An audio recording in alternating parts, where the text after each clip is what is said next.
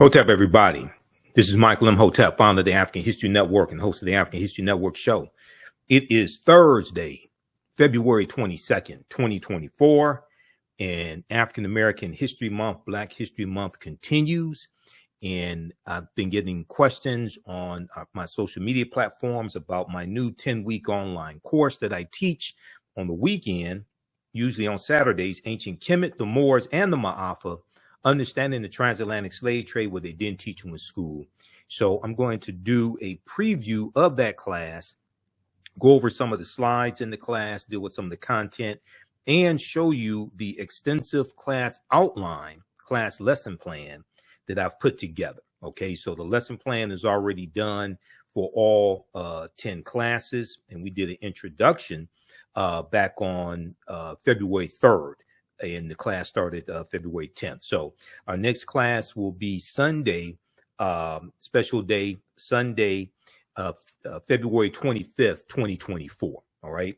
Now, when we deal with the transatlantic slave trade, we have to understand that we can't start studying our history in slavery. We have to deal with thousands of years of history that leads up to the transatlantic slave trade taking place.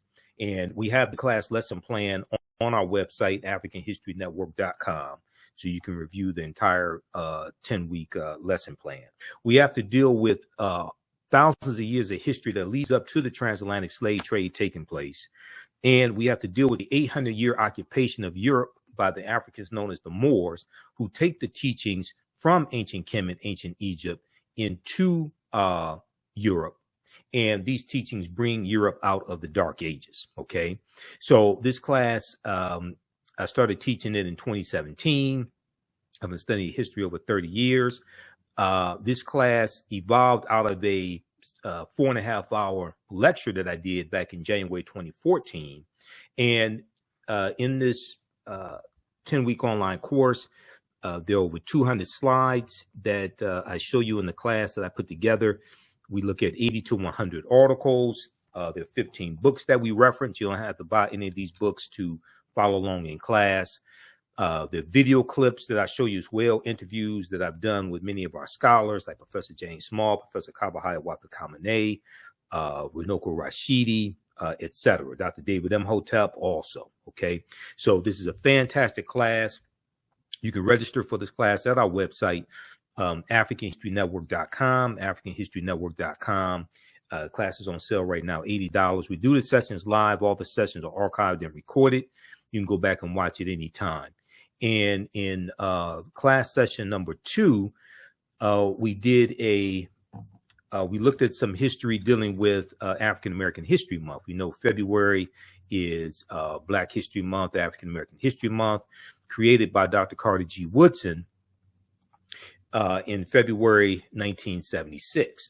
February 1926. It started February 7th, 1926. We know Dr. Carter G. Woodson was the co-founder of the Association for the Study of Negro Life and History, which is now the Association for the Study of African American Life and History, ASALH.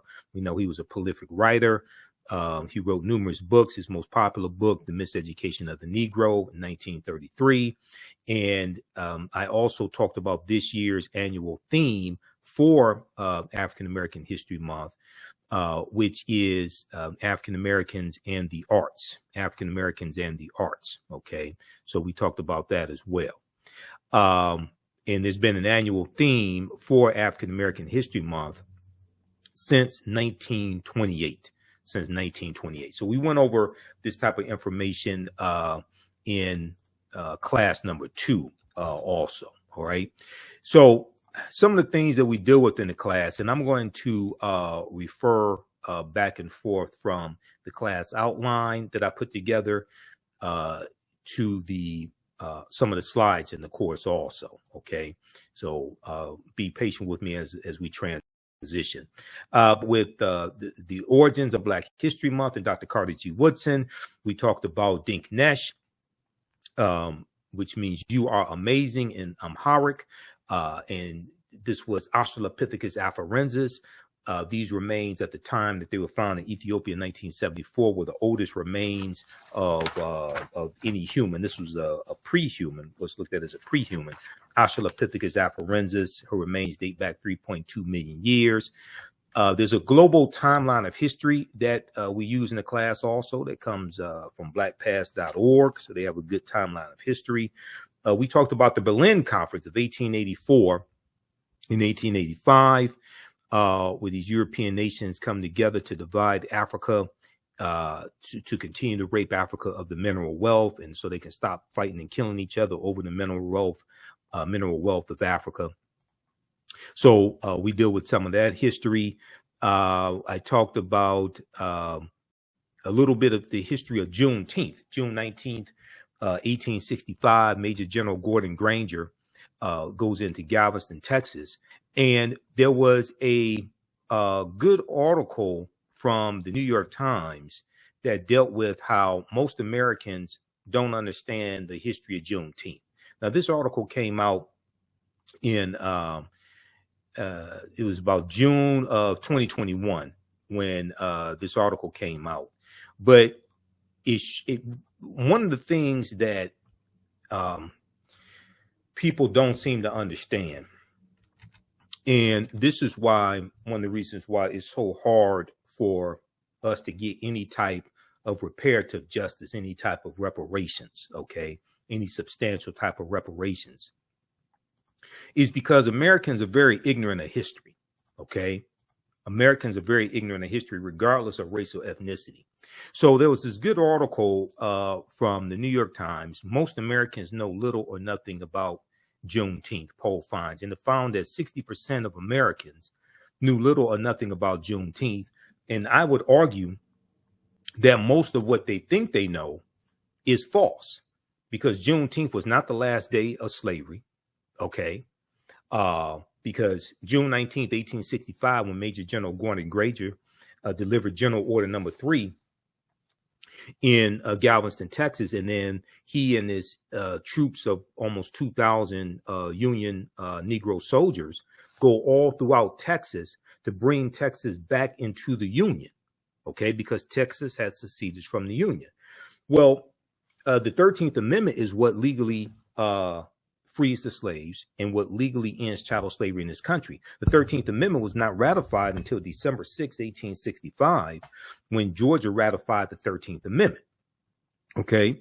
The Emancipation Proclamation did not free the slaves. That's January 1st, 1863. And in the class, we look at it, and I tell people to go to archives.gov and read the Emancipation Proclamation, or go to loc.gov, Library of Congress website, and read the Emancipation Proclamation, because it specifically tells you that the territories that are in rebellion, those territories that belong to the Confederacy, those slaves would be free if those territories did not come back into the Union by January 1st, 1863. But it gives exceptions. It gives exceptions to the border states, Maryland, Missouri, Kentucky, and Delaware. They were allowed to keep their slaves. Okay. Maryland did not abolish slavery until November 1864. Okay. And that had to be put on the ballot. They had to vote on that. The Emancipation Proclamation did not free the slaves. So one of the things that we do in this class, from class number 1, is dispel a lot of myths that are out here dealing with history. Okay. If you read, this is an article that we look at in the class. The not quite free state, Maryland dragged its feet on emancipation during the Civil War. Now, this is from Washington Post, September 13th, 2013. Interestingly enough, September 13th is the day before September 14th, 1814, when Francis Scott Key wrote The Defense of Fort McHenry, which was a poem that became known as the Star Spangled Banner.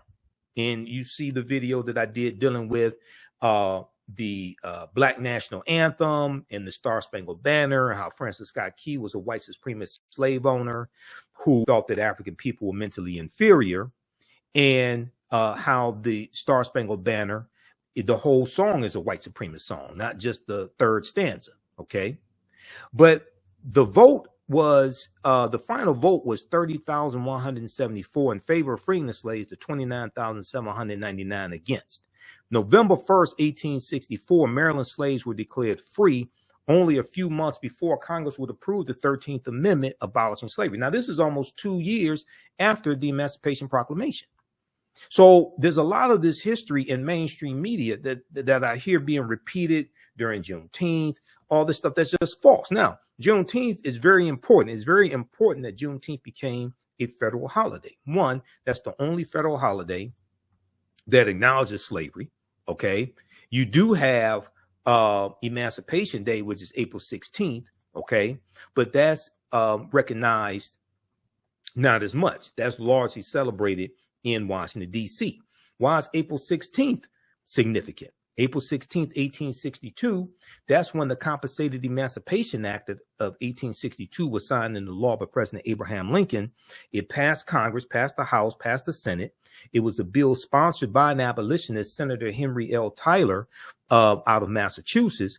But this bill abolishes slavery in the District of Columbia, and slaveholders in the District of Columbia were paid reparations of up to $300 for each slave that they own. Okay. And as Tremaine Lee on MSNBC talked about Thursday, February 22nd, 2024 on Alex Wagner's show, and he has a podcast dealing with reparations on MSNBC, MSNBC's website, and dealing with podcasts.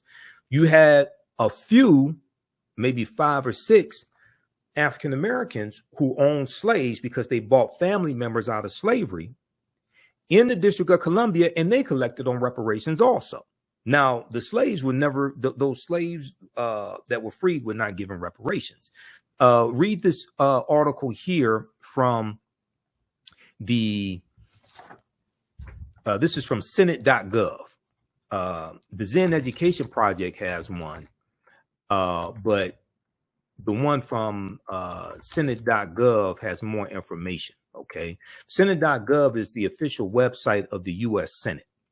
Landmark legislation, the District of Columbia Compensated Emancipation Act. So I hear people misstate what happened. And I hear people say, I've been on panel discussions, and, you know, I've been on, you see me on Roland Martin Unfiltered on Fridays.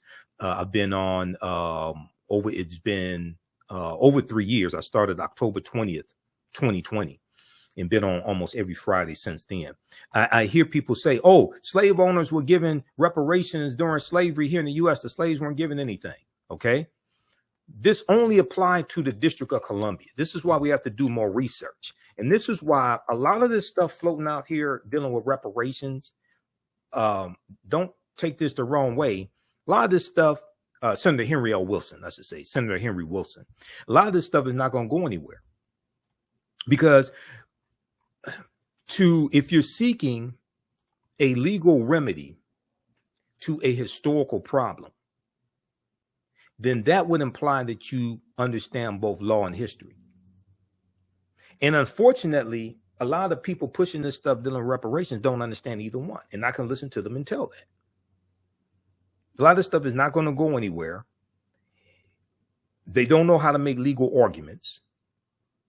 And the other thing is, as we deal with in this class, and also in the second class that I teach, dealing with history from 1800 to 1968, race-based policies are illegal at the federal level based upon Title VI of the 1964 Civil Rights Act, Section 601, non-discrimination in federally assisted programs. Nobody wants to have that conversation. Okay. But if we look at this very quickly here, landmark legislation, the District of Columbia Compensated Emancipation Act.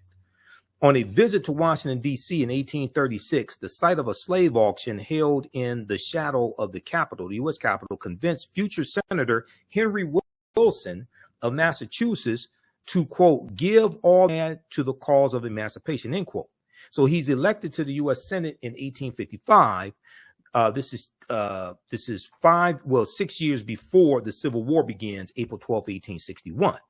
Senator Henry L. Wilson became a leading voice for the abolition of slavery during the U.S. Civil War. Okay, so make a long story short, the bill passes the House, passes the Senate. Okay, and then President Abraham Lincoln signs it into law April 16th, 1862. The bill freed enslaved people in the District of Columbia and compensated slave owners up to $300 for each person, that they own that was being set free.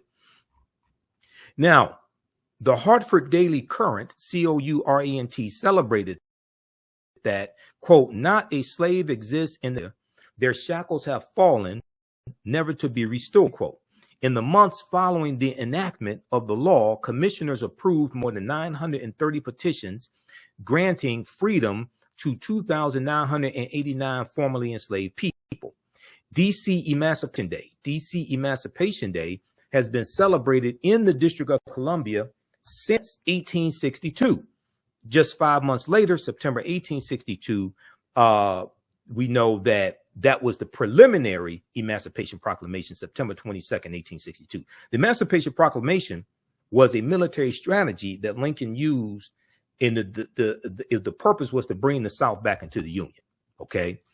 All right. Now, so read this here at Senate.gov. Senate.gov is the official website of the U.S. Senate. So there are 80 to 100 articles that we look at in the class. We go deep into this history. Okay. And in the second class that I teach on Sundays, we have that class starting up in June. Black resistance movements from the Haitian Revolution, U.S. Civil War, Civil Rights Movement, Black Power Movement, 1800 to 1968. We focus in on that period of history and get deep into this history also. Okay. All right. Now, so we look at things like Juneteenth briefly to dispel some of these myths. We talk about Imhotep, one of the greatest people who ever lived in human history. Imhotep was a philosopher. He was a priest, physician, architect, mathematician, designer of the step pyramid for Nasubiti, Pharaoh Zoser in the third dynasty. And Imhotep means he who comes in peace in the ancient Medu Neter language. And these are some famous statues of Imhotep. Now, this is Imhotep, and this is not Imhotep.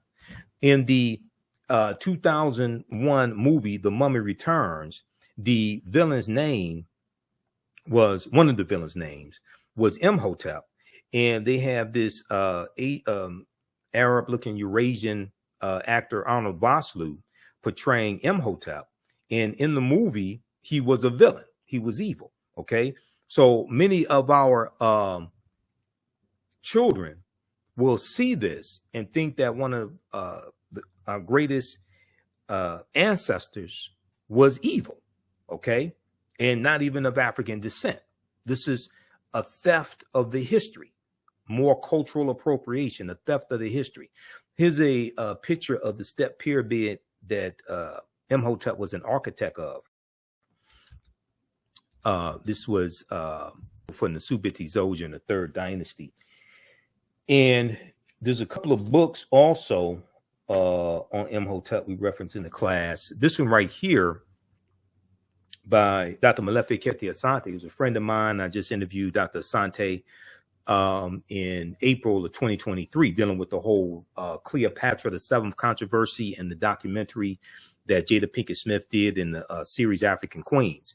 The Egyptian philosophers, Ancient African Voices from Imhotep to Akhenaten. Okay, excellent book. They talk about all these philosophers: Ptahhotep, Imhotep, Kagemi, Sanchi, all these before Aristotle, Socrates, and Plato. Okay, and Imhotep, we see around 2700 BC he lives. Depending upon which timeline of history you look at, the timelines of history can be 200 to 300 years off. But we know at least 130,000 years of our history has been stolen. Okay, so I'm going to go back to the course outline.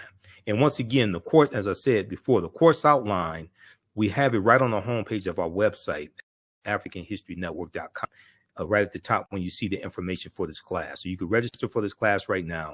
We do the sessions live. All the sessions are archived and recorded. can go watch it. You can watch it anytime, even after the 10-week online course is over with. You can go back and watch the entire class. Okay. So as soon as you register, you can watch the 2 previous classes and get caught up and join us Sunday, February 25th, 2 p.m. Eastern Standard Time. We go through and look at the different dating systems of BC and AD popularized by an English monk named the Venerable Bede. We look at the 1619 project. We talk about that some, and how a lot of what we know, a lot of what we've been taught about 1619 is false. Okay. And we go through and break that down. And then we deal with the date. Even though 1619 did take place, August 20th, 1619, 29 Negroes are on, or 29 Africans are on the White Lion pirate ship. Okay. The White Lion pirate ship, which was an English pirate ship. A lot of the history surrounding 1619 is false.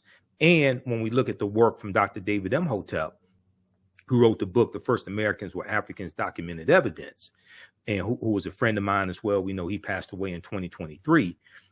We see that African people have been in the land we call the United States of America going back at least 51,700 years. All right.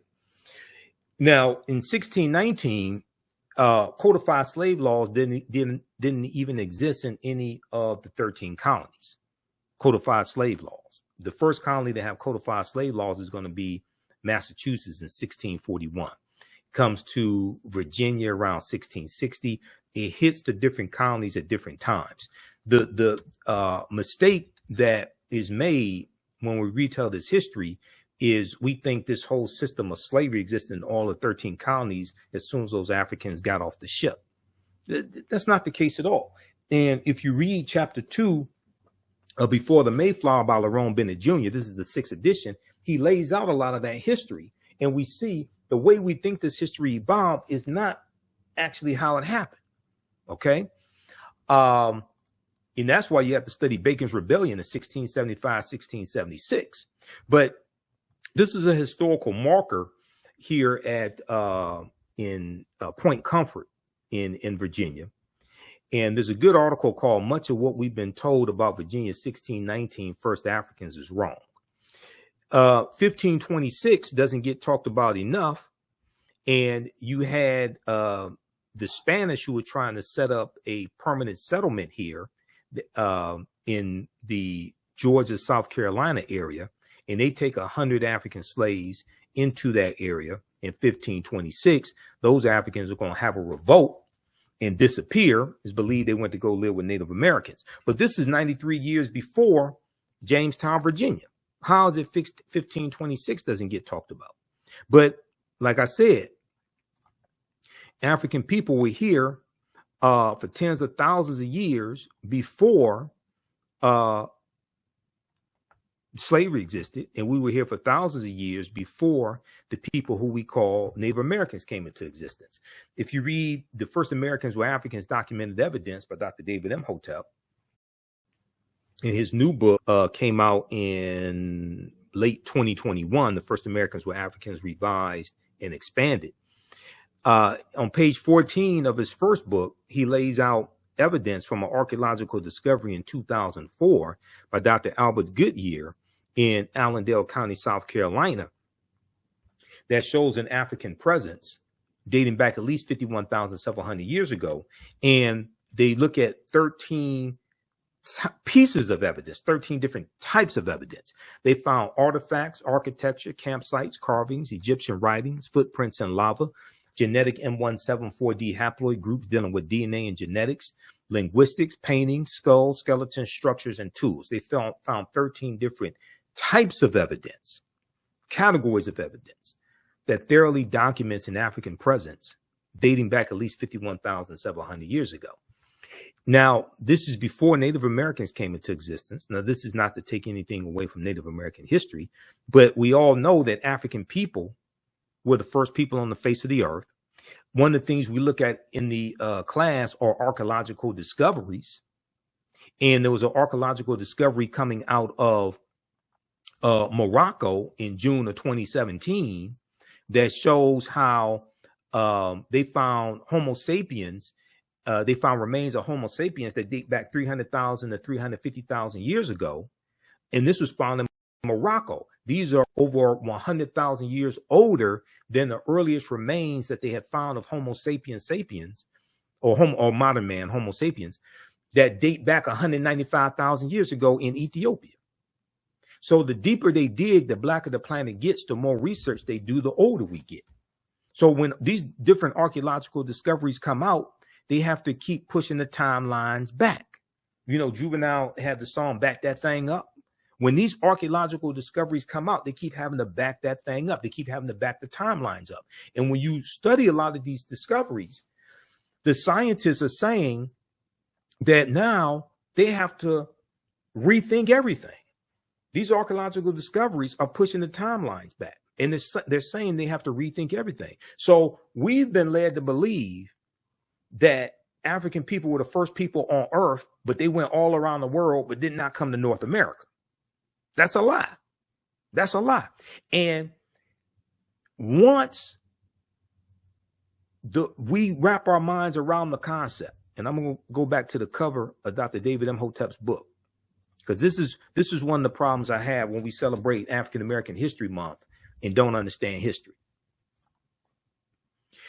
If we approach history from the perspective that African people first came to this land that we call the United States of America, conquered and shackled in chains, conquered by Europeans, then you are already starting the conversation with a defeatist attitude and a false concept.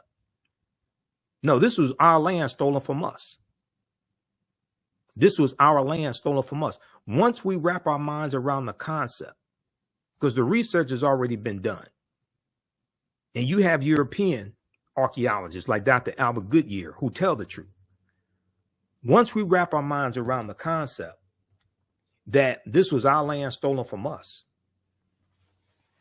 and we did not first come to this land conquered and shackled and chained, you would have a seismic shift overnight in the conscious level of African people in America.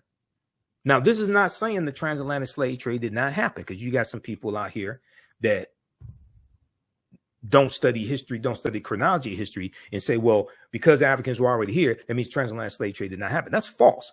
All that stuff happened. We were just here tens of thousands of years before we were told that we came here. Okay? And one of the things we do in the class, we look at where Christopher Columbus goes on his voyages, and Columbus never came to the land that we call the United States of America. That's another lie that's told.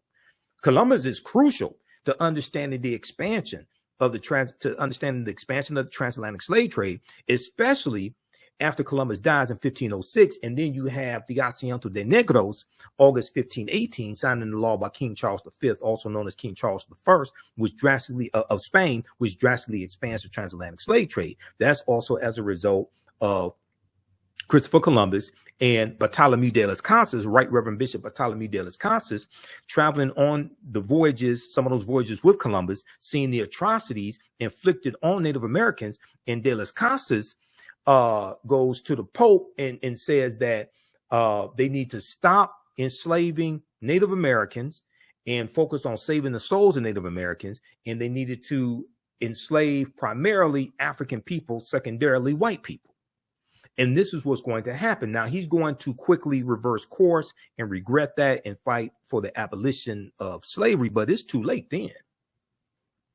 This thing is exploding, and the Spanish were the second ones involved in the transatlantic slave trade. Now, keep in mind, Columbus sails August 3rd, 1492, late in the same year that the African Moors lose control of their last stronghold, Granada, January 2nd, 1492. Okay, the Spanish Granada Wars. But when we look at the Khoisan have the oldest DNA on the planet. The Khoisan are the short-statured Africans that go all around the world. Okay, and they were here in the land we call the United States of America. Now, an October 2012 genetic study published in Science magazine found that the Khoisan in Southern Africa are the oldest ethnic group of modern humans, with their ancestral line originating about 100,000 years ago. The Khoisan, formerly called by the derogatory term Bushmen, are also called pygmies, another derogatory term, are genetically unique, and no other currently known population had separated so early from our common modern human ancestor, according to the report. Now, these are two Khoisan women right here, okay?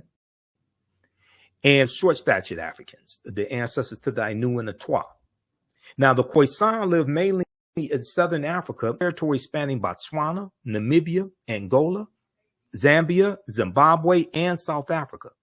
They are largely divided into two groups, hunters and gatherers, or gatherers, known as the Sans people, and keepers of the livestock, known as the Khoi Khoi people. Now, Sara Baartman, Sara J. Baartman, Hottentot Venus, who was the Nicki Minaj, the Cardi B, the Megan Thee Stallion of her time, because she was paraded around Europe and shown off in freak shows as a freak of nature. She had huge buttocks, okay? She suffered from steatopygia, which is fatty deposits around the buttocks and thighs. She was a Khoisan woman. She had large breasts, and she is going to die, it's believed, of suicide around 26 years old, and it's also believed that she became a prostitute as well, okay? So you go study, and I actually did a video dealing with the history of Sara J. Baartman, who was Khoisan, who was Khoi Khoi. You see striking parallels between her and Megan Thee Stallion, Cardi B, Nicki Minaj, Ruby Rose, Sexy Red, Sukihana, except she was sold into slavery, doing it unwillingly. Today, we've been convinced to dehumanize ourselves for money, and we do it willingly. Let that sink in. Now, the Khoisan languages include the distinctive click sounds, the click language, that are not found in the languages of their neighbors. There's a good article from AtlantaBlackStar.com called 5 Ethnic Groups That Prove the First Humans Were Black. 5 ethnic groups that prove the first humans were black.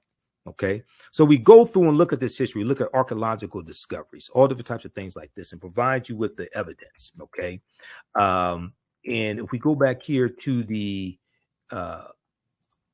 course outline, and like I said, I've been teaching this class since 2017, and the course has evolved immensely since 2017. Okay, and here, this is the first time that I've taught the class when I have the whole course outline completed up front and published as well. Okay, so you all can check this out at our website, AfricanHistoryNetwork.com. You can register for this online class right now. The content is PG-13. You can use this information with your children also. Okay. We talk about the film Black Panther. The film Black Panther deals with African history, African culture, African language, African spiritual systems. There are 11 different African cultures that we see represented in the film Black Panther, but also the language spoken in the film Black Panther is a Bantu language called isiXhosa. Okay, isiXhosa is a real African language. So we deal with that. And then we talk about the skit from the Richard Pryor Show, 1977, where Richard Pryor is a Egyptologist, 1909 is 1909 in Egypt. And this deals with why the history and culture, or why all this was stolen. He comes across the book of Coming Forth by Day, or what they call the book of life in the skit. So we talk about Bantu languages as well, like Kwanzaa is a Bantu language. And there's also a piece that deals with Black Panther, Wakanda Forever is rich in mythology. And it talks about the real life African and indigenous inspirations behind what we see in the film Black Panther. Okay. One of the things I deal with early in the class is the term African American. And we go through early on to dispel a lot of this misinformation that's floating around out here. A lot of people, and I don't know where this lie started, but a lot of people are under the misinformation, under the misimpression or misinformation that the term African American was created by the Reverend Jesse Jackson. That's blatantly false.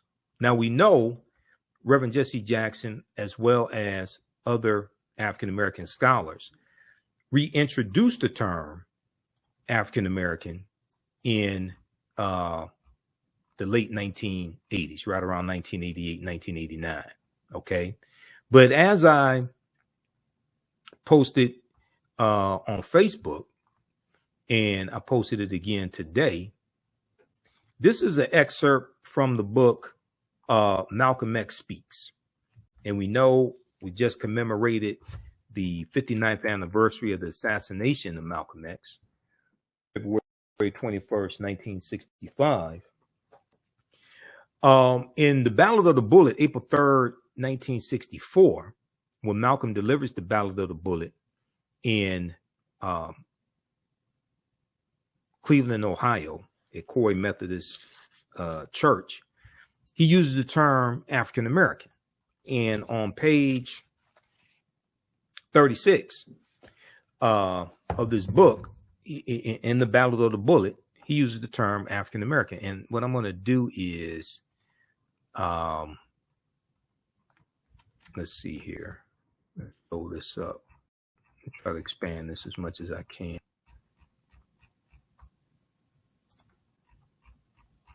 Let's look at this here.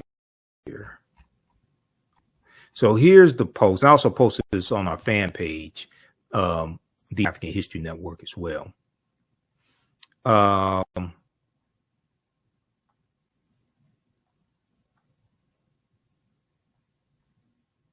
Right here. Let's go to this.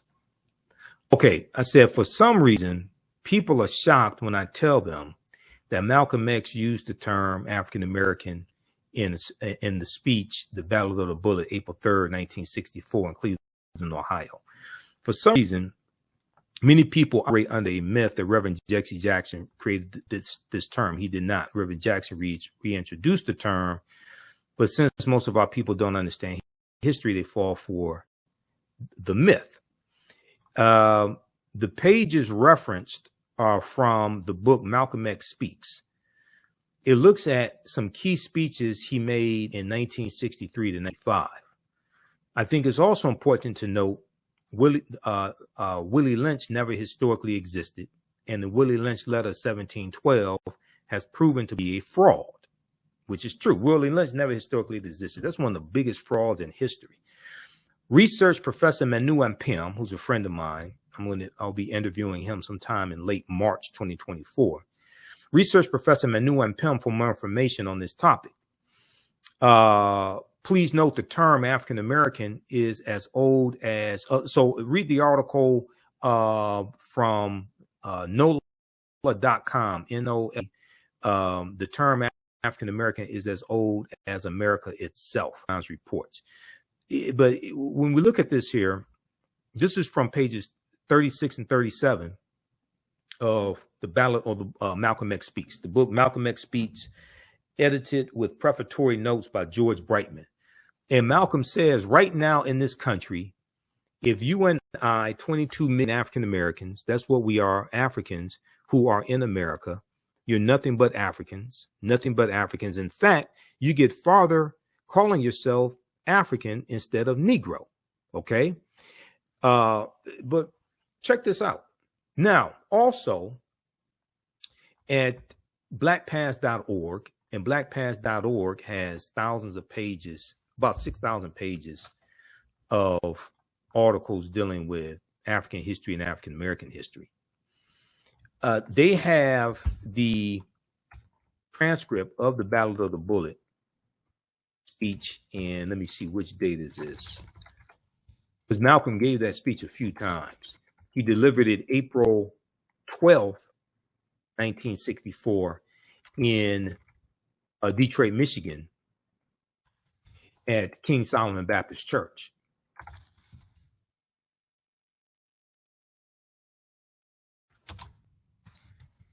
But let me pull this up from Black Past. Because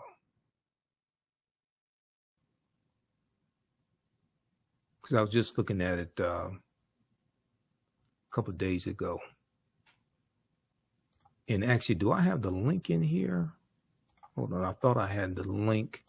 in one of these, I posted the link. Oh, there was a post I did dealing with Malcolm commemorating his the day of his assassination, and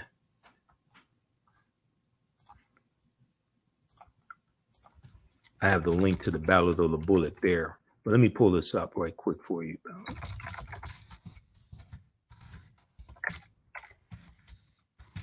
This is at blackpast.org. I want to show people this because, once again, like I said, a lot of us don't understand this history. Okay, so this is at blackpast.org, 1964, Malcolm X, the Ballad of the Bullet. This is the version from April 3rd, 1964 in Cleveland, Ohio. All right. And if we go here, right here, right now in this country, if you and I, 22 million African Americans, that's what we are, Africans who are in America. Okay. This is Malcolm. We were using the term African Americans in the 1960s. I don't know where this lie started that Reverend Jesse Jackson created that term. Professor James Small, one of my teachers personally, he told me personally that he said we were calling ourselves African Americans in the 1960s. So let's, during African American History Month especially, can we please expose these myths and stop spreading these lies? Willie Lynch never historically existed. Jesse Jackson did not create the term African American. African people did not first come here August 20th, 1619. Yes, August 20th, 1619 did happen, but we were here for thousands of years before that. Okay. All right. How you all like this type of information? Give us a thumbs up, give us a heart, give us a like on this broadcast. Now, if you like this type of information, you can support the African History Network a few ways. Be sure to register for the online history classes that I teach on Saturdays. Ancient Kemet, the Moors, and the Maafa, understand the transatlantic slave trade, what they didn't teach you in school. Visit our website, AfricanHistoryNetwork.com, AfricanHistoryNetwork.com. We do thousands of years of history and what leads up to the transatlantic slave trade taking place. This is a 10-week class. We're doing more than 10 weeks this time around. Next classes are Saturday, May 4th, Saturday, May 11th, Saturday, May 18th, and Saturday, May 25th, 2024, 2 p.m. Eastern Standard Time. Click right here to register here for the class. The class is on sale $60, regularly $130. We do the sessions live. All the sessions are archived and recorded. You can go back and watch it any time. So a year from now, 2 years from now, you can still watch the entire course. We have the lesson plan here for the entire course also already laid out, so you can look at the content that we cover. We deal with 80 to 100 articles, and I put together this class. I've been teaching this class on and off since 2017. Okay, I've been studying history 34 years now. Do lectures across the country. Been hosting the African History Network show 14 years, but we look at there's over 200 slides that I put together, 80 to 100 articles that we'll go through and look at, the 15 books that we reference. You don't have to buy any of these books to follow along in class. I'll show you excerpts of the books on the screen usually. And we look at video clips of interviews I've done with historians like Professor James Small, Professor Kabahai Wafa-Kamene, Anthony Browder, who wrote Nile Valley Contributions to Civilization, which is one of the books we use in the class, Runoko Rashidi, who wrote Black Star, the African Presence in Early Europe, which is another book that we use in the class. Okay, so you can register for this. Its content is PG-13. You can use this information with your children as well. Visit our website, AfricanHistoryNetwork.com. AfricanHistoryNetwork.com. Okay, and we'll post the link here. The link's in the thread of this broadcast. And you can support us through PayPal and Cash App, $ the AHN show through Cash App, $ the AHN show through Cash App, and through PayPal, paypal.me / the AHN show. So we have the information right here on the website as well. This is our official Cash App account, $ the AHN show, SHOW. When you go to it, it'll say Michael and show my picture there.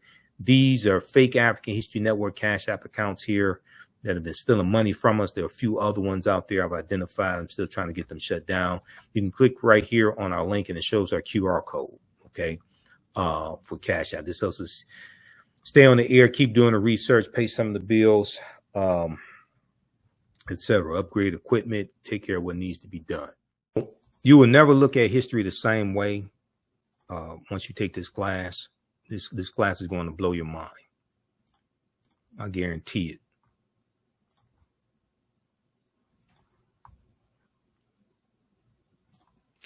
All right, so we look at the term African American, and the earliest recorded usage of the term African American goes back to 1782 in Philadelphia, Pennsylvania. I talk about the pyramid principle, okay? Because when I teach with two of my teachers, Dr. Linda Jeffries and Professor Teach, they talk about the pyramid principle, and I use this in a lot of my lectures. And the reason why is it helps us get a better understanding of how to use the history and culture.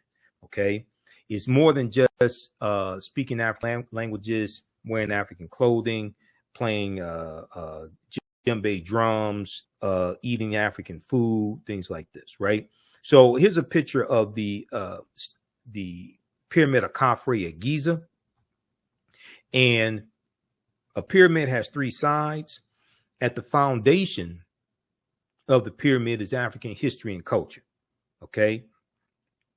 It's African history and culture that gives us our foundation. It gives us our values, our interests, and our principles, our VIPs, our values, our interests, and our principles. This gives us our self-esteem, our self-development, our self-worth. It gives us a cultural paradigm that we see reality through. In our history and culture, especially our history, teaches us about our accomplishments, our achievements, who we've been, where we've been, okay? Now, a people's history and culture teaches them how to deal with the problems of the past in the present and the future to meet the needs of the community. Now, it's that history and culture, that foundation, that influence our economic empowerment. It influences how we engage in economics, our understanding of economics, and what we do with our economics, what we do with our money. Our $1.6 trillion GDP, gross domestic product, that African Americans have, influences the type of businesses that we have, the type of institutions that we build, but also how we engage in economics. Do we use white capitalism dressed up in red, black, and green and pass this off as black economics or black capitalism? Or do we understand the cooperative system, cooperative economics, the co-ops, which is based upon principles that we brought with us from Africa, okay? And when we study the Free African Society of 1787, we study the Colored Merchants Association in 1928. We study the Colored Farmers Union of about 1886 in Texas. They're operating based upon the cooperatives, where the members of these organizations are also owners, and they work together to help one another prosper and survive. So these are ancient principles, and every ethnic group in America use their history and culture to fight for scarce wealth, power, and resources. And for African Americans, we've largely been stripped of our history and culture. And we're trying to adopt European principles for business and European principles for economic empowerment, things like that, that largely don't work for us. We need to study these Tulsa, Oklahoma, Black Wall Street, North Tulsa, because it was the true reformers cooperative founded in 1881 that helped produce a lot of the prosperity that they had. Okay. Yes, oil was discovered there in the early 1900s. Yes, some of the early landowners got land because of the Black Freedmen Indian treaties of 1866. That's true. I deal with all that history. But also you had cooperatives there also. Okay. So when we study our history, we see a deep, rich history of cooperative economics. So we deal with that to get a better understanding of the cooperatives. Okay. We talk about Dr. David Imhotep as well. and the first Americans were Africans, documented evidence. We look at archaeological discoveries, like the one out of the Greek island of Crete in 2010, where they found stone tools on the Greek island of Crete that date back at least 130,000 years ago. But Crete has been an island for more than 5 million years. So they believe that those people had to have sailed there. Okay. So these would have been African people. Okay. And they believe that those people had to have sailed there. All right. Which puts, see, now scholars like Runoko Rashidi and Dr. Charles Finch, they've been telling us for years that modern man is 300,000 years old, as opposed to 75,000 to 100,000 years old. So we know at least 130,000 years of our history has been stolen. So these archaeological discoveries like this don't surprise me, but we deal with them in the class. Okay. We talk about the Khoisan of Southern Africa have the oldest DNA on the planet. There's a good article, Africa's oldest ethnic group fights to keep ancestral land away from Amazon.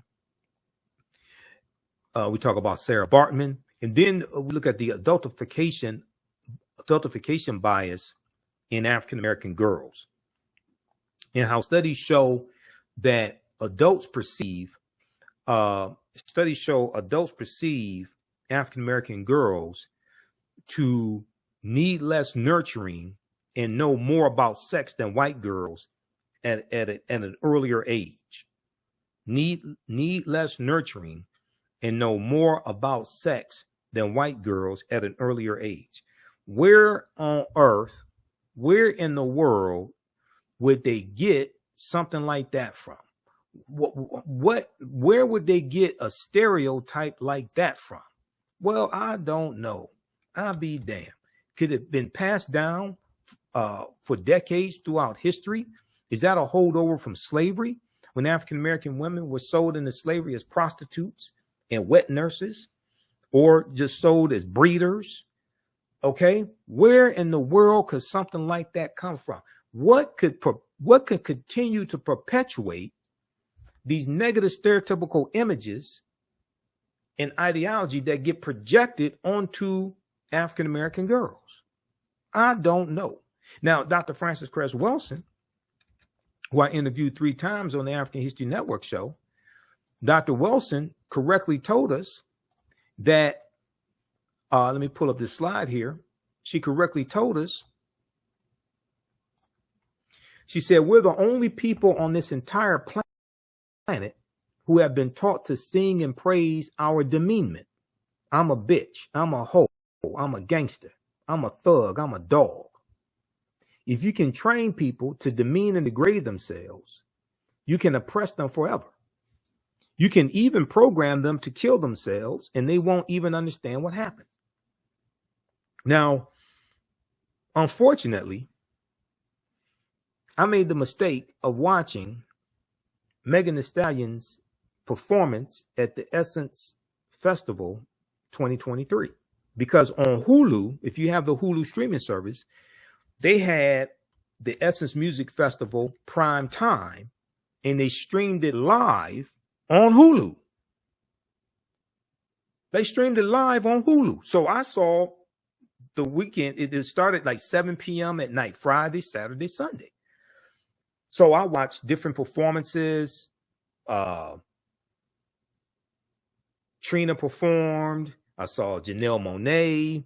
I saw Lauryn Hill perform. I saw a number of different performances. Megan Thee Stallion came on. She was the last performance on Sunday. It was actually early Monday morning, because she came on, I think she came on about 1 a.m., something like that. And go back and watch my videos where I talked about how horrific her performance was, the vulgar language, the sexually explicit language. And I saw Trina's performance, you know, the baddest bee Trina. Okay. You don't know Nan, Trina, that, you know, had the song with Trick Daddy. If you listen to Trina's lyrics in her performance and Megan Thee Stallion's lyrics, Megan Thee Stallion made Trina sound like Mother Goose. Megan Thee Stallion made Trina look like a Girl Scout.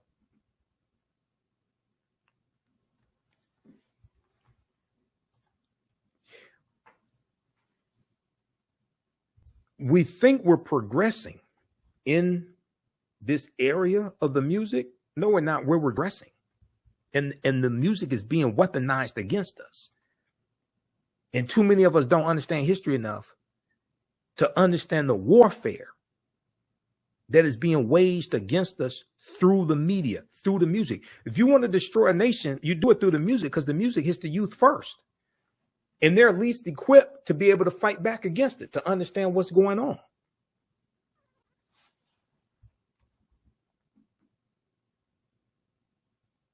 Read the article from okplayer.com. India Ari criticizes Megan Thee Stallion and Janelle Monáe for Sexual Essence Festival performances.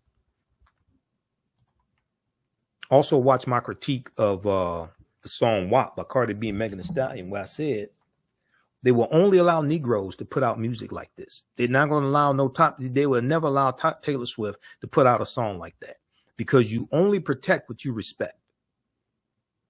You only protect what you respect. They will never allow a top white female artist to put out sexually explicit lyrics like that, because they know it will bring about the mistreatment of white girls and white women. Now, yes, is there some mistreatment of white girls and white women? Yeah, ain't nothing like black women, nothing like the mistreatment of black girls. And they know if you put out music like that, it justifies the mistreatment. That's why they only allow us to do that. I had somebody say, oh, but Madonna had lyrics. Yeah, show me lyrics from Madonna as sexually explicit as what? From Cardi B and Megan Thee Stallion. They got 60 million views over the first weekend that the video was released and uploaded to Cardi B's YouTube channel. It got 13 million views the first day. It was released on a Friday. That weekend, it got 60 million views. Show me something equivalent that white people are doing, sexually explicit like that, that blows up on social media like that. They don't do that, because you only protect what you respect. They allow Negroes to do that because that's how they expect us to act, because that's how we've been programmed.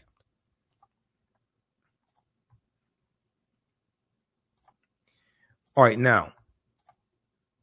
So class number 3, we look at the study done with 130,000 years, the stone tools found on the Greek island of Crete 130,000 years ago. We look at the 2 lost Egyptian cities that we'll look at in the class. One is Tanis Heraklion, which was discovered it was revealed back in 2013. Tanis Heraklion, the lost city of Egypt. And it's believed that it sunk into the ocean about 1,200 years ago. The second one that we'll look at is called Dazzling Aten, and that was discovered just a few years ago. Dazzling Aten, another lost city of Egypt. We'll talk about the 17 pyramids that were found buried underneath Egypt in 2011. And what you're going to find is you're going to have civilizations built on top of civilizations, and they use infrared technology, infrared satellite that can look underneath the earth, and they discovered 17 pyramids buried underneath Egypt. Okay, another fantastic archaeological discovery.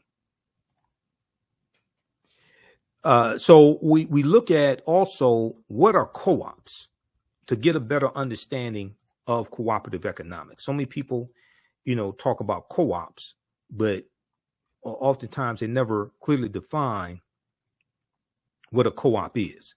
Now, Dr. Jessica Gordon Nimhard probably wrote the best book, or at least one of the best, dealing with co-ops. The name of her book is Collective Courage. So this is one of the books we cite in the class. You don't have to buy any of these books to follow along in class. Collective Courage, A History of African-American Cooperative Economic Thought and Practice. And I interviewed Dr. Jessica Gordon Nimhard back in 2014 because she was speaking here in Detroit. I interviewed her, and in the book, she gives example after example of example throughout our history of us using co-ops. And this is a part of history that is not talked about a lot. But what are co-ops? The Black cooperative movement has always been parallel to the Black liberation and civil rights movement.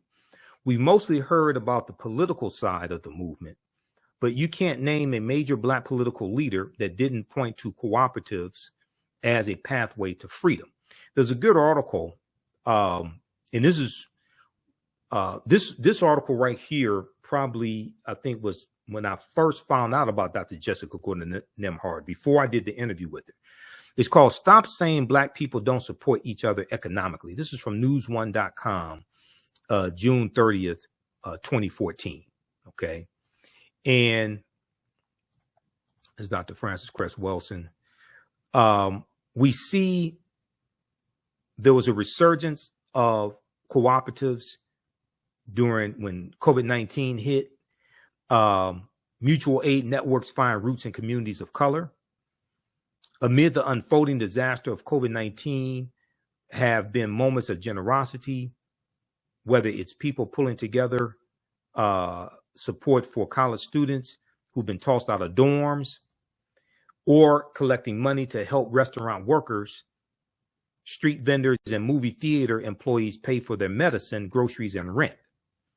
These mutual aid support networks, in which communities take responsibility to care for one another rather than leaving individuals to fend for themselves, have proliferated across the country as the pandemic turns lives upside down.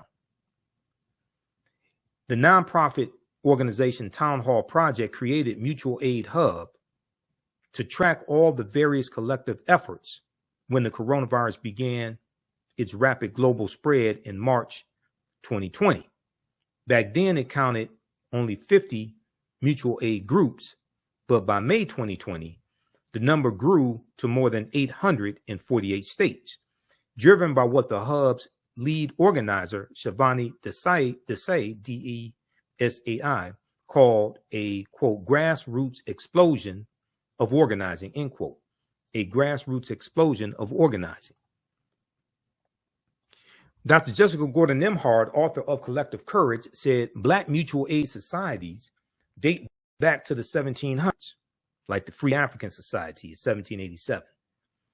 Free Black Americans pooled resources to buy farms and land, care for widows and children, and bury their dead. Okay, and bury their dead. Many started credit unions, which is one of the oldest forms of cooperatives and still exists today. Credit unions, Alpha Kappa Alpha Sorority Incorporated, gained a lot of media attention in 2023 for starting a credit union. Many started credit unions when banks would not serve them. Sociologist and civil rights leader Dr. W.B. Du Bois wrote about enslaved Black Americans pooling money to buy each other's freedom. Okay, so this is in our history, and it comes from African culture. The African Union Society in Rhode Island was established in 1780 as the first Black mutual aid society on record, Dr. Jessica Gordon Nembhard said. The second was the Free African Society, which was founded in 1787 in Philadelphia by Richard Allen and Absalom Jones. And it was founded to provide aid to freed slaves who were denied resources by white institutions. One of the most famous examples of mutual aid are the Black Panther Party survival programs from the late 1960s, through which members distributed shoes, transported elders to grocery stores, offered breakfasts to children, and more. Okay, so this is in our history. Now, like I said, a people's history and culture teaches them how to deal with the problems of the past in the present and the future to meet the needs of the community. And what's happened is we've largely lost that history. We largely don't know that history of how we were economically successful in the past, even those who were freed during slavery, and how many of them were able to economically prosper. Okay. All right, so let me continue. All right, so we talk about Dr. Jessica Gordon Nembhard. We talk about this discovery, this dealing with DNA, Y chromosome in father of all humankind is 340,000 years old. Dealt with a man named Albert Perry in South Carolina who found his DNA traces back to an ancestor 340,000 years ago, about 338,000 years ago. We're older than we thought. New find pushes human origin back 100,000 years. This is the article from NBCnews.com. Now, when these archaeological discoveries take place, all the news outlets have these articles. NBC, ABC, CBS, MSNBC, CNN, NBC News. A lot of times, even Fox News has articles on this. Now, on cable news, you may only see 30 seconds to a minute, if that. But all these news outlets, you go online, they have articles on these archaeological discoveries. We talk about the African presence in Asia and the Khoisan, Sara Baartman, Sara J. Baartman. Another discovery, mastodon skeleton found in California, dates back about 130,000 years ago. And the paleontologists are saying that the skeleton was smashed apart, and the way it was smashed apart had to be smashed apart by humans. Okay, now if that's true, that puts an African presence in California 130,000 years ago. Okay, so we talk about the native Africans, the Negritos, who were the first inhabitants of the Philippines. Why the endangered African tribesmen in India shot dead an American missionary with an arrow. All right, that deals with the Sentinelese in the Andaman Islands, the Sentinelese. Okay, this is a remote group of Africans in the Andaman Islands. We look at an article that Dr. Runoko Rashidi wrote, Before Enslavement, Africans, Ancient Diaspora. He wrote this article for AtlantaBlackStar.com. I interviewed Runoko 6 times. So I share an excerpt of an interview I did with Runoko. I think it may have been my last interview with him, because we were trying to set up another interview before he passed away. Inside Egypt's 3,000-year-old lost golden city. That's the other lost golden city of Egypt that lost city of Egypt we look at. The documentary, Global Assignment, the documentary on Runoko Rashidi, Tony Browder's involved in that. So that has just been released. So that's showing in different cities. Follow Tony Browder on Facebook for more information on that. And then we talk about the judgment scene coming out of ancient Kemet as well, where we see the balance of the scales and the scales of Ma'at by Anpu or Anubis, the jackal-headed deity. We look at an excerpt from the first Americans were Africans documented evidence dealing with the Olmec heads in Mexico and the Mandinka Egyptian Olmec connection. There's an excerpt from the Rock Newman show, Black Egyptians Entered America 2,500 years ago. It was an interview he did with Tony Browder. And we deal with, way before Columbus, ancient Malayans from Mali sailed to the Americas. That was in 1311 AD. That was the year before Mansa Musa becomes emperor of the Mali Empire, which was 1312 AD. Okay. So we go through and we look at a timeline of history. We go through and look at these articles that deal with some ancient history to get a better understanding of how all this history evolves. We look at some ancient African civilizations. We talk about Kemet, Egypt, Nubia, Zimbabwe. We go through and look at this history. Okay. Ancient Nubia, founded around 4,500 BCE, which is the mother of Kemet, mother of Egypt, the first monarchy in recorded history. We talk about a little bit about the Kandakis and Amana Shikito, Queen Amana Shikito. Egypt on the Tony Browder is a fantastic book, and we spend some time looking at that as well. Egypt on the Potomac, because Egypt on the Potomac deals with how the layout of Washington, D.C. is based upon the layout of ancient Kemet, ancient Egypt. All right. And many of the founding fathers referred to Washington, D.C. as Egypt of the West. Okay. Egypt of the West. So when we look at the Washington Monument, that's 555 feet tall. The Washington Monument is a copy. It was actually a ancient African symbol of resurrection called a Tekken, coming from the story of Sara Baartman and Heru, who the Greeks called Osiris, Isis, and Horus. And there were about 1,200 Tekkenu all throughout ancient Kemet, ancient Egypt. Okay. Today, they're less than 12 today. Today, they're less than 12. So we see a picture here of a Tekkenu, or a Tekken for singular, Tekkenu for plural. We see this here in Egypt, and we see that they've been taken to other cities around the world. Tekkenu from ancient Egypt, taken to cities around the world. London, England, New York City, Paris, France, as we see the ones here.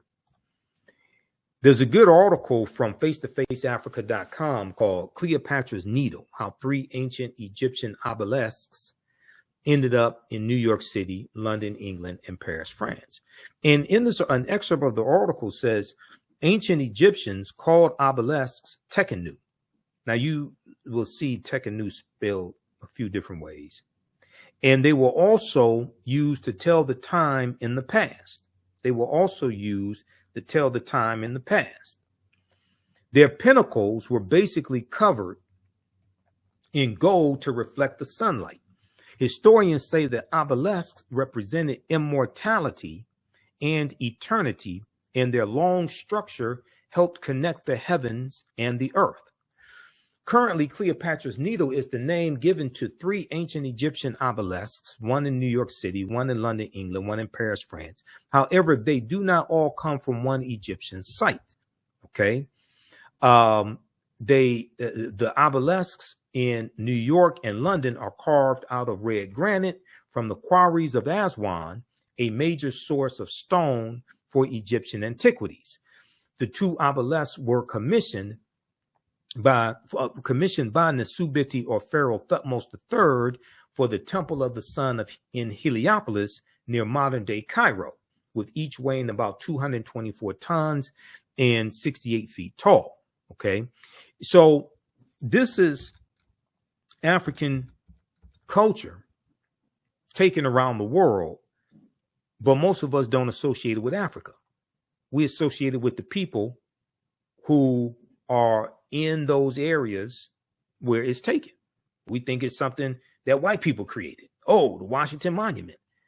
That's named after George Washington. We think it's something white people created. But the foundation of Freemasonry are the teachings from the ancient Egyptian mystery system. Okay? Now, here's a famous statue of Sara Baartman and Heru, who the Greeks called Osiris, Isis, and Horus. Asar, the father, is in the middle.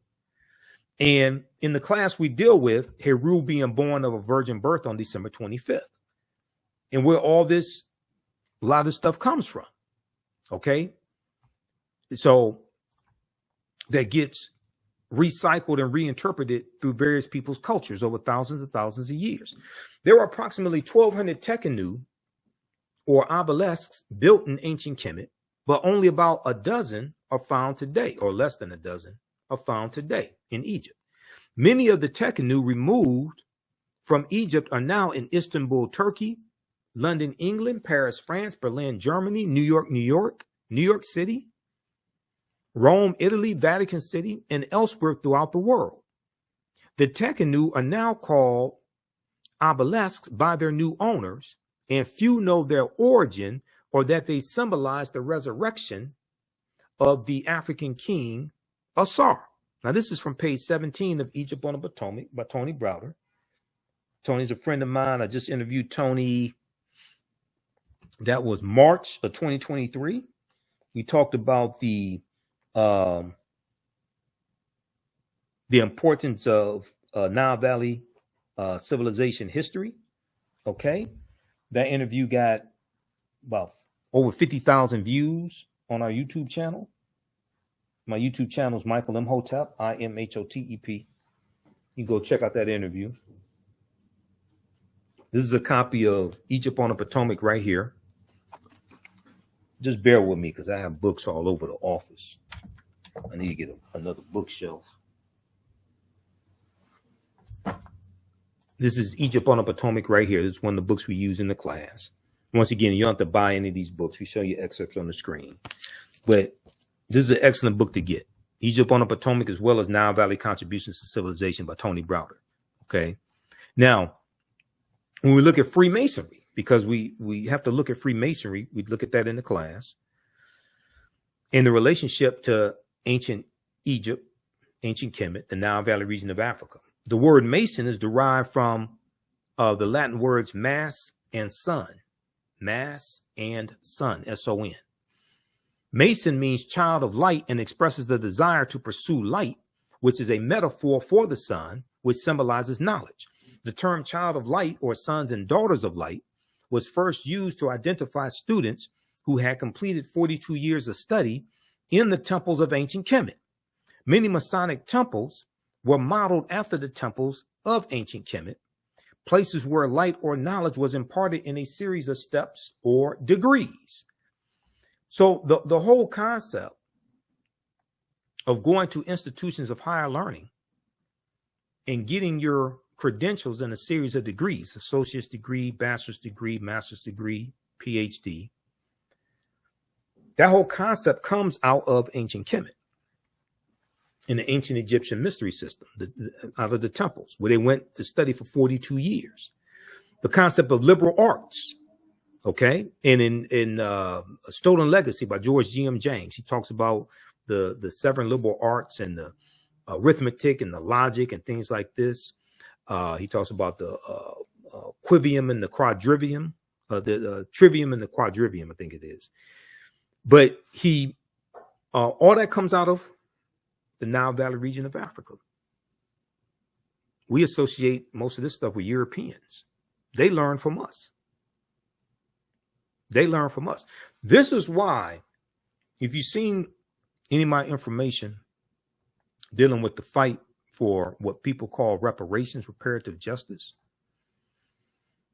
my whole concept of reparations as a historian is much different than a lot of this stuff floating around. The reason why, first of all, you have to understand the root concept of reparations means to repair, to make you whole again, to restore you to a state before the damage that was done, to repair a harm that was done. Okay.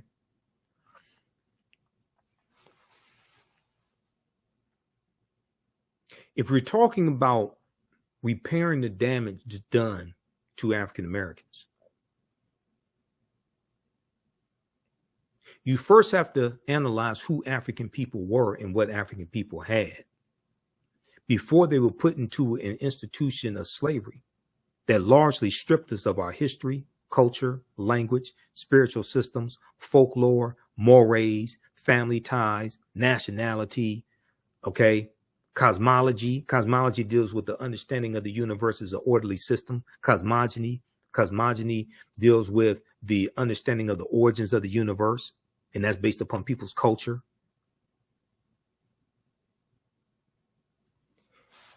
You have to analyze who we were before we were put into the institution of slavery and what we had. If you want to talk about repairing the damage of something, if you start the conversation with us already enslaved, stripped of those things, that means you don't understand that you don't understand.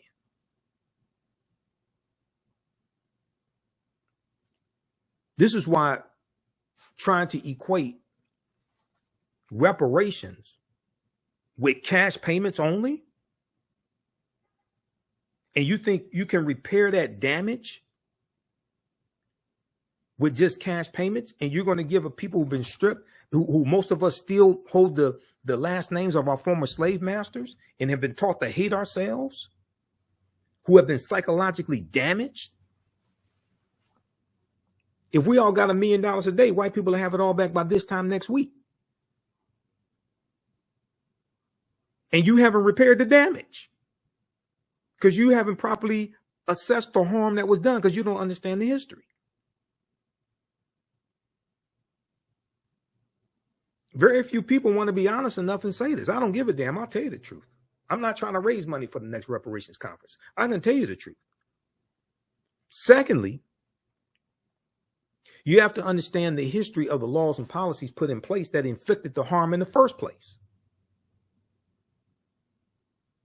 This is why the California Reparations Task Force, the final report that came out June 29, 2023, is so important. That 1,000-page report that lays out 12 harms, okay, and lays out 115 policy recommendations. This is why that's so important, because they are looking at fairly analyzing the damage that was done, okay, and they're talking about remedies for the damage that was done. This goes way beyond cash payments. People operate based on people haven't. I can listen to people tell they haven't done the research. So they just equate the damage that was done to cash payments. No, you don't understand the history. So my Kwanzaa presentation I did December 27th, 2023 at King Solomon Baptist Church. I talked about some of this. And I'm going to go to, let me see, let's pull this up. Let's go to this. I want to show this quickly here.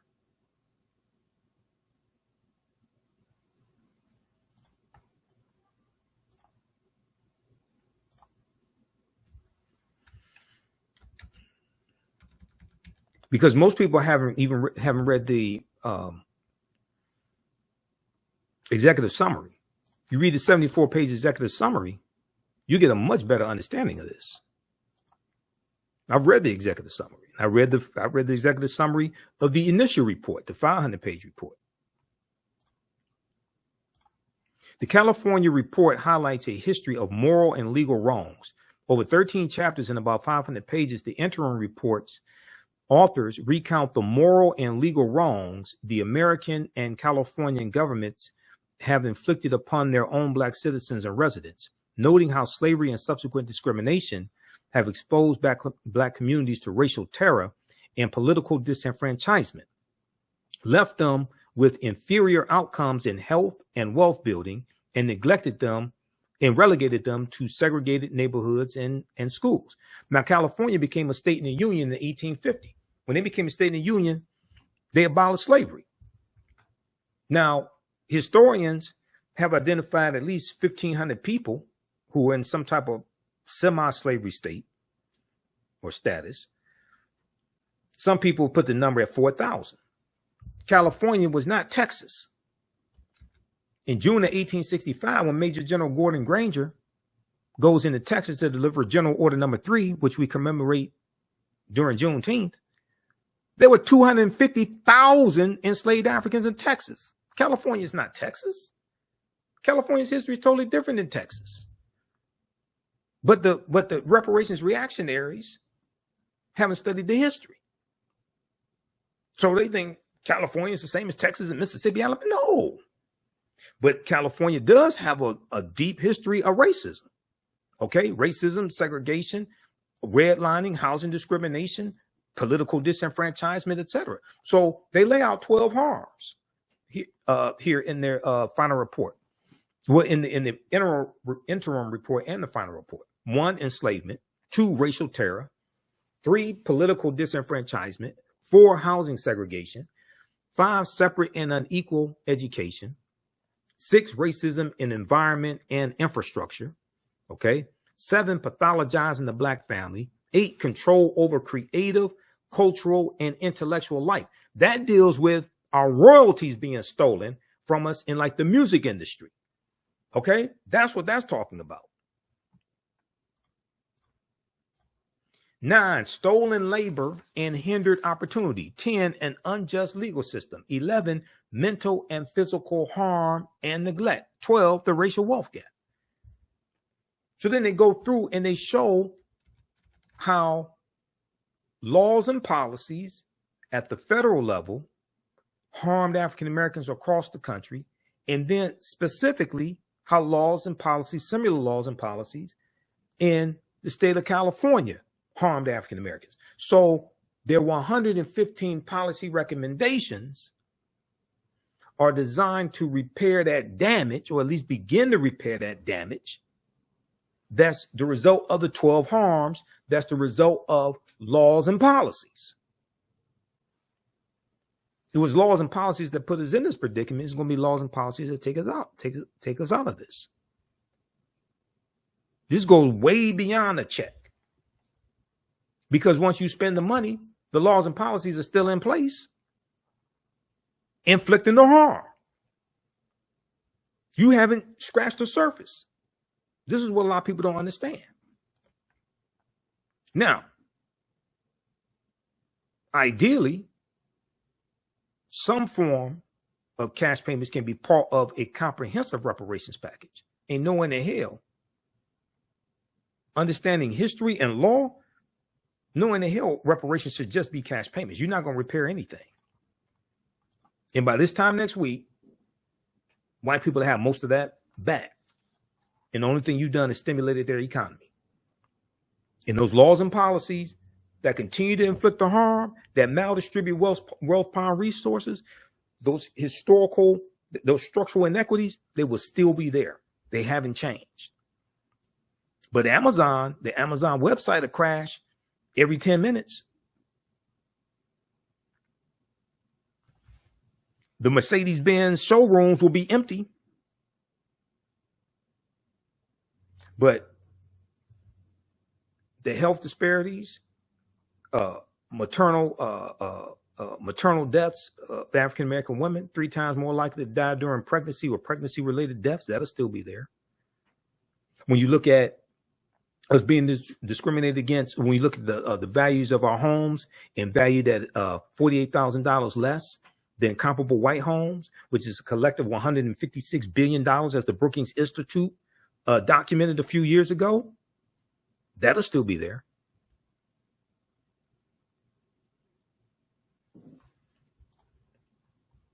So we have to understand comprehensive reparations, but first you have to analyze, you have to study the history of what happened. And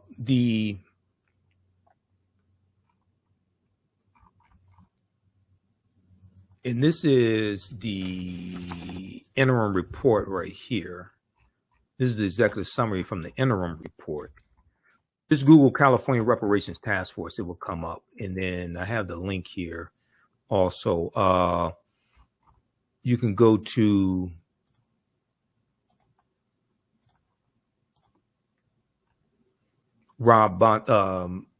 oag.ca.gov, Office of Attorney General, oag.ca.gov.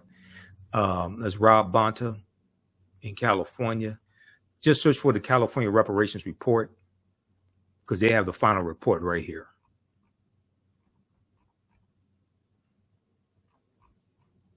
And then you can read the full final report. You can look at the executive summary. It's broken up into chapters, all of that.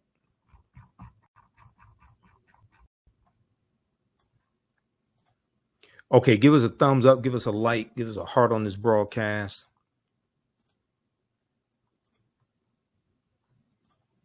Be sure to register for this 10-week online history course that I teach ancient Kemet, the Moors, and the Maafa.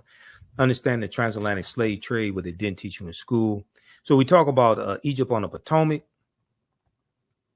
I saw an interview that Tony Browder did on News One Now with Roland Martin back in 2015.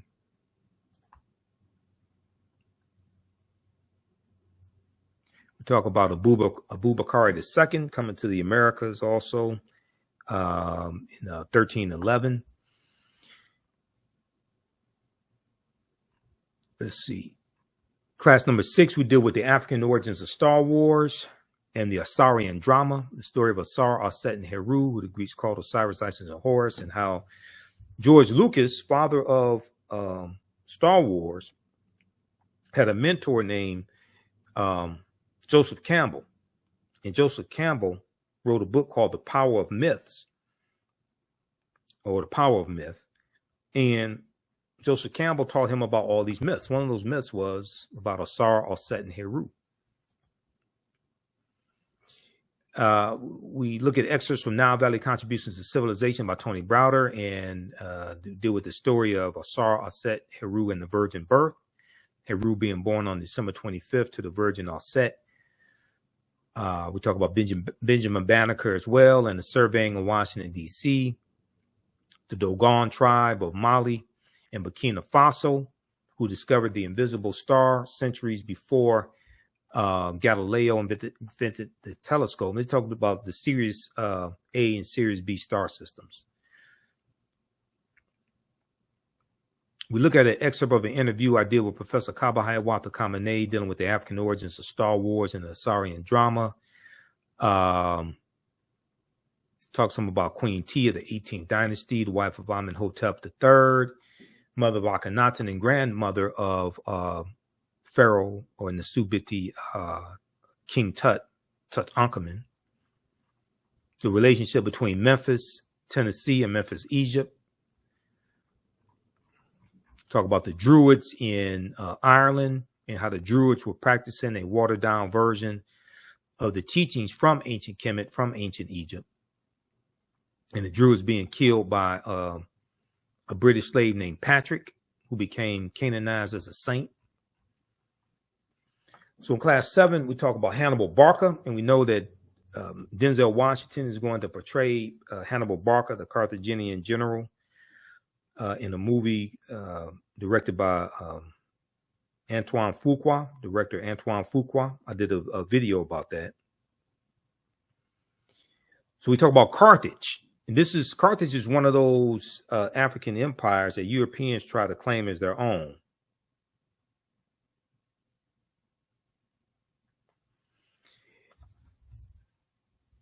So, and we do a Hannibal Barca, Publius Cornelius Scipio, and the Battle of Zama 202 BC. We talk about the Battle of Cannae 216 BC, one of the greatest military victories in history, where Hannibal defeats the Roman army.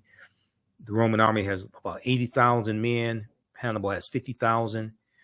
He's one of the greatest military strategists in history.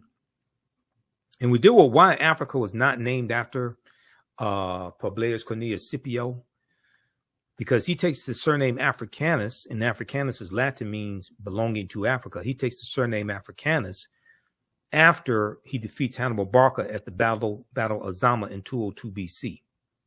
So once again, we have that whole history backwards. We look at the relationship between the teachings coming out of the Nile Valley region of Africa and the development of European secret societies. We look at Joie de Piet, Black Pete, who was a Moor and was the sidekick to Sinterklaas, Saint Nicholas. And this is the precursor to Santa Claus. This is the precursor to Santa Claus. This is where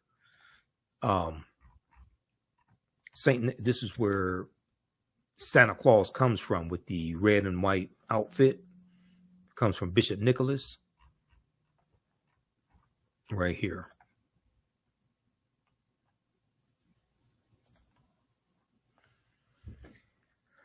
So there's a whole backstory to this myth also. So we deal with that. Let me pull up the slide. So we deal with this also in the class, because this shows it continues to show the influence of the African Moors. And in the Netherlands, in early November, they celebrate Sinterklaas and Joie de Piet coming to the Netherlands, coming on a steamboat from Spain. And we know it was the Iberian Peninsula, Spain and Portugal, where the Moors go in 711 AD, led by Tariq ibn Ziyad, and the Moors are going to conquer the southern portion of Spain.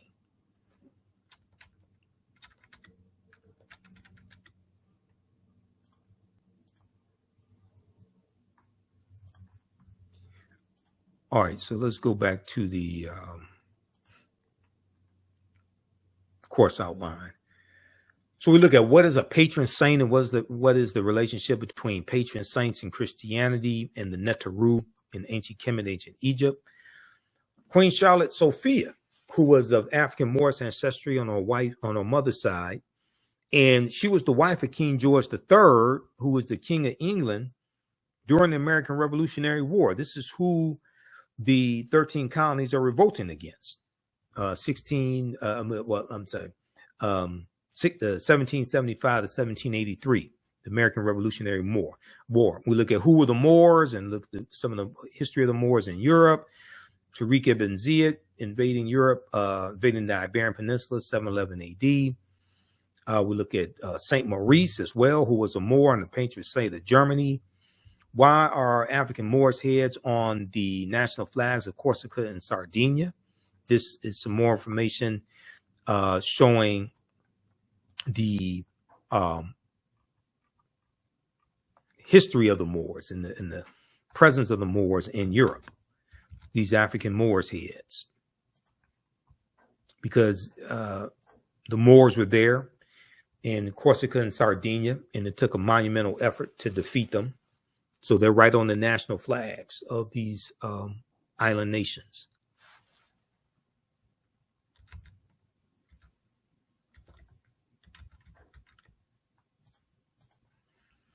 All right, going back to the course outline. So class number 8, we look at how did the Moors lose power in Spain? And one of the books we reference is Golden Age of the Moor, edited by Dr. Ivan van Sertima. I have that book around here somewhere. Oh, right here. Golden Age of the Moor. One of the best books dealing with the history of the Moors during the medieval time and in Europe. Golden Age of the Moor, edited by Dr. Ivan van Sertima. Dr. Jose Pimenta Bay is one of the baddest scholars on the history of the Moors. He has a essay in here. Ranoko Rashidi has an essay in here as well. So we talk about the Crusades some, and the first Crusades, 1096 AD. Who were the Knights Templar? And the Knights Templar are important because they were taught by the African Moors. And they learn some of the teachings from ancient Kemet, ancient Egypt, become very powerful. Okay. We look at excerpts from Christopher Columbus and the African Holocaust, Slavery and the Rise of European Capitalism by Dr. John Henrik Clark. Because like I said, Columbus is crucial to understanding the expansion of the transatlantic slave trade. Okay. And we look at where Columbus goes on his 4 voyages. He never comes to the land that we call the United States of America. The closest he comes here is Cuba, which is 90 miles away, about 90 miles away.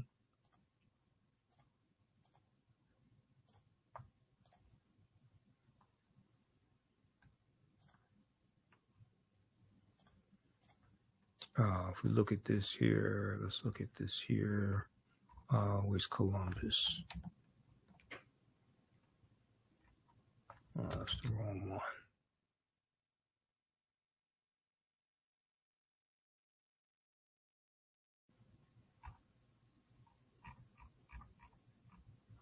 Right here, Cristobal Colon. Cristoforo Colombo. Okay. When we look at where he goes on his 4 voyages, and if you go to history.com, official website of the History Channel, and just search for Christopher Columbus, it will show you where he went. He never came to the land we call the United States of America. August 3rd, 1492, he set sail. That's his first voyage. Set sail on the Nina, the Pinta, and the Santa Maria. He goes into the Bahamas, which he calls San Salvador. He goes into Cuba and Hispaniola. We know the western third of Hispaniola is where the island of Haiti is, but all that was a Spanish colony first. And in 1697, the French are going to take over the western third of the island of Hispaniola, and they're going to name it Saint Dominique. But those Africans are going to have a revolt, okay, and call it Haiti, which we call Haiti. Second voyage, September 1493 goes into the West Indies and Boricuan, Puerto Rico, which we call Puerto Rico today. It goes into Jamaica, 1494, conquers all that territory. Third voyage, May 1498, Trinidad and Venezuelan mainland, South America. Fourth voyage, May 1504, he goes into Panama and Honduras in Central America, conquers all that territory. They're going to set up plantations, especially sugarcane plantations. Early, about 1501, 1502, they start taking Africans into those territories and enslaving them. So this is a deep history. And your understanding of politics is directly related to your understanding of history. So when you start getting to this history, especially looking at Spain, things like this, and what Spain conquered, then you start getting a better understanding of what's going on today. Especially in the second class that I teach, that deals with history from 1800 to 1968. Okay, and then we look at the Portuguese are the first ones involved in the transatlantic slave trade starting in 1441, okay, when they go into what's modern day Mauritania. So class number 9, we look at the doctrine of discovery, Dom Diversis, 1452. What is the papal bull amongst the Catholic Church? The Treaty of Tordesillas, June 7th, 1494. Where the Pope divides the non-Christian world between Spain and Portugal and tells them to go out and conquer the non-Christian world.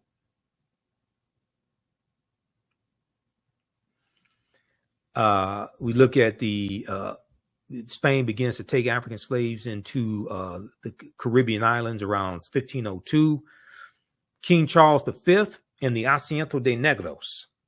Okay, King Charles V and the Asiento de Negros of 1518, because you can't understand the expansion of the transatlantic slave trade without understanding the Asiento.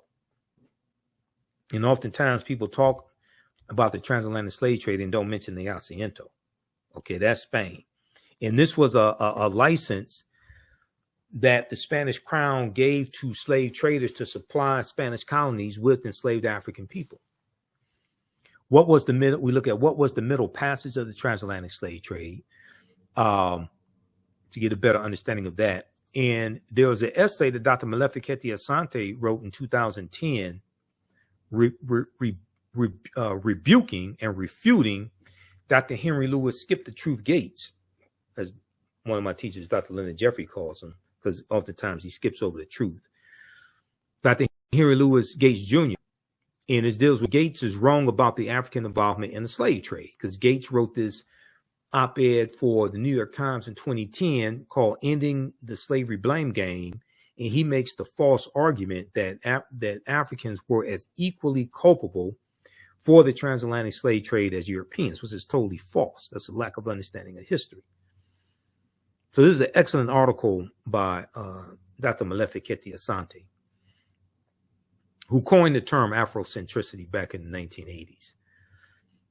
We look at the role of insurance that insurance companies played in slavery. When did the first African come to America that we know of by name? That was probably Juan Garrido in 1513 in Florida.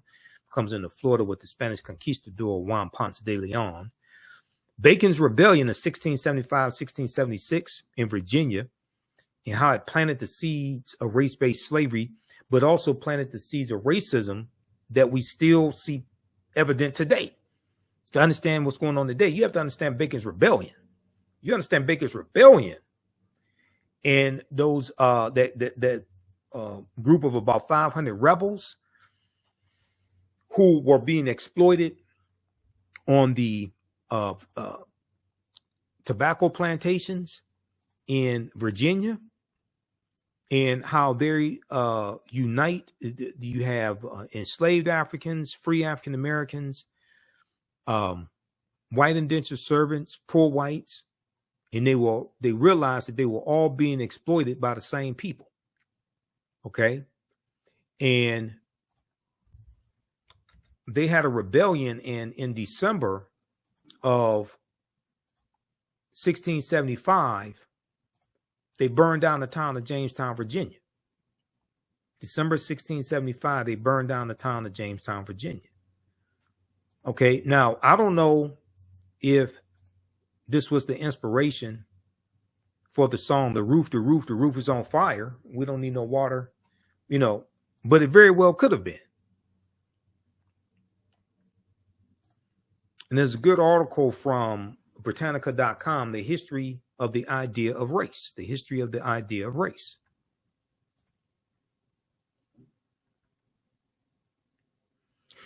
On September 19, 1676, Nathaniel Bacon and his followers returned to Jamestown, Virginia, and battled forces.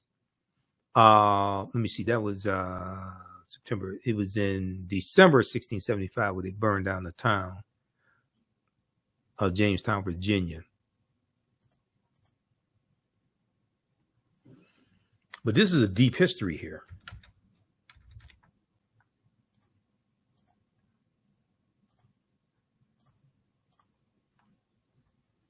We deal with did African Americans own slaves and why?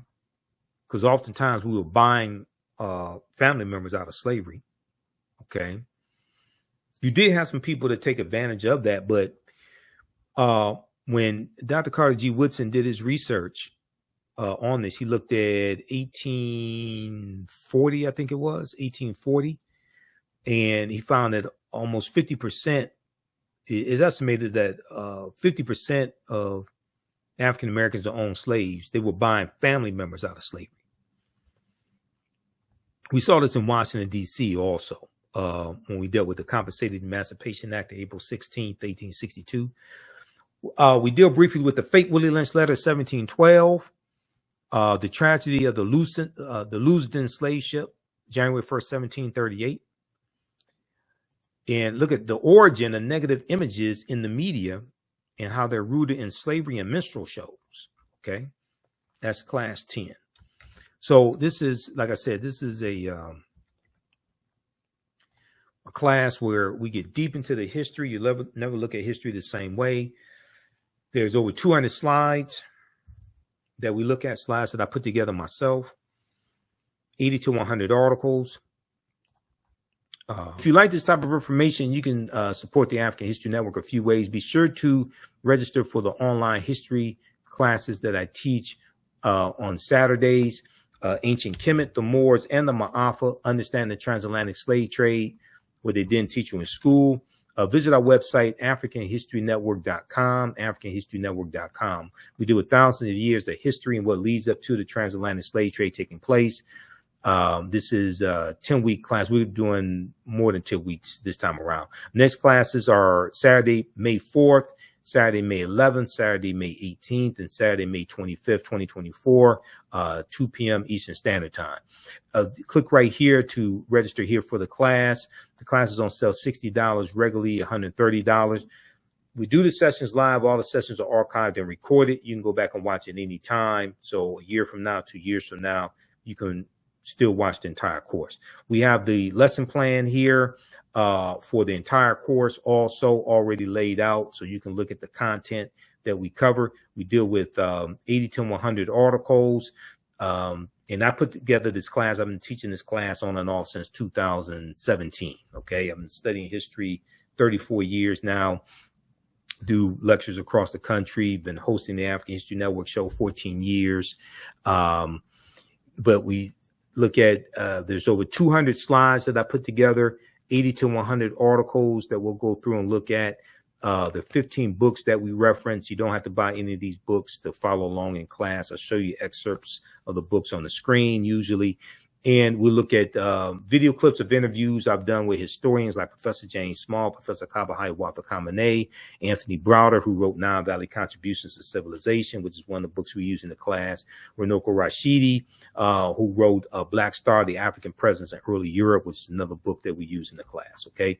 So you can register for this. Its content is PG-13. You can use this information with your children as well. Visit our website, AfricanHistoryNetwork.com.